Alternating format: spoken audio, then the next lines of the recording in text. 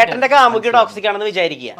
പക്ഷെ ചേട്ടനാണ് ടോക്സിക് എന്ന് കാമുകി പറഞ്ഞ് ചേട്ടനെ ധരിപ്പിക്കും. അപ്പൊ ചേട്ടൻ അത് വിശ്വസിക്കും. ശരിയാണ്, ഞാനൊരു ടോക്സിക് ആണ്. ഇതൊരു വലിയൊരു കോഴ്സാണ്. ഇത് കുറെ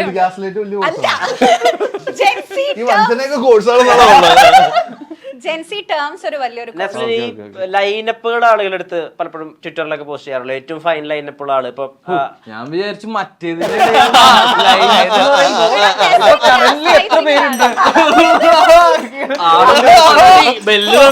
അല്ല, ആ ലൈനപ്പ് അല്ല, നസ്രീന്റെ ലൈനപ്പ് പടങ്ങളുടെ വരുന്നത്. ഇപ്പൊ സൂര്യയുടെ കൂടെ പടം വരുന്നു, അമൽ നീരത്തിന്റെ ബാച്ചലർ പാർട്ടി 2 പ്രധാനപ്പെട്ട വരുന്നു. ഇപ്പൊ ഈ പടം അതെ അതെ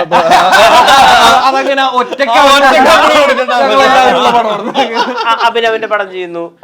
ഈ ലൈനപ്പ് ഇതൊരു പ്രഷറായിട്ട് രൂപപ്പെടുന്നുണ്ടോ? ഇല്ല, ഒരിക്കലും ഇല്ല. ഇനിയും സക്സസുകൾ ഡെലിവറി ചെയ്യണം. അങ്ങനെ ഇതെല്ലാം സക്സസുകളാവട്ടെ. ഞാൻ ഒത്തിരി ആഗ്രഹിക്കുന്ന എന്താ ക്രിയേറ്റേഴ്സിന്റെ കൂടെ അല്ലെങ്കിൽ ടാലന്റഡ് ആയിട്ടുള്ള ആൾക്കാരുടെ കൂടെ വർക്ക് ചെയ്യാൻ എനിക്ക് ഒത്തിരി, ഈ അമലേട്ടന്റെ ഒക്കെ ഞാൻ ഒത്തിരി ആഗ്രഹിച്ചിട്ടുണ്ട് തുടക്ക സമയത്ത്.